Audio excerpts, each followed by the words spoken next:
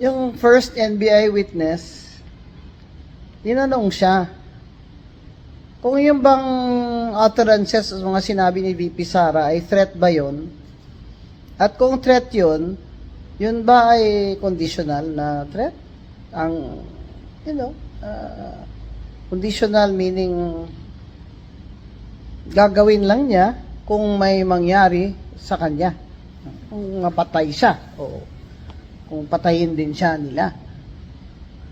Ang sagot ba naman ng NBI witness na hindi naman abogado, in my opinion, it is absolute threat. Dapat stricken from the record na yung opinion niya kasi hindi ka naman expert, hindi ka naman nurado, hindi ka nga abogado eh. Nag-opinion ka na absolute yung threat.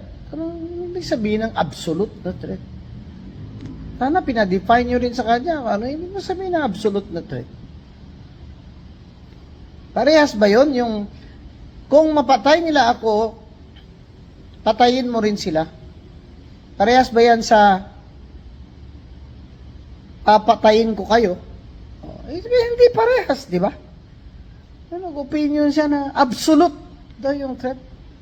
Abay, NBI agents, huminahon nga kayo dyan. Hindi nga kayo dyan bugado eh. Opinion pa kayo dyan. Nakakahilo na kayo ah. Basahin nyo na yung Israel versus people of the Philippines na required ang criminal intent. Tsaka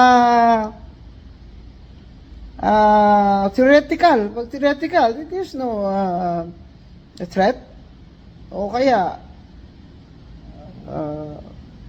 bugso ng damdamin. It's an emotional outburst. That is not a threat. So the judges have to consider the context. What happened before she uttered those words? That may qualify it as a mere emotional outburst. Remember, in case of doubt,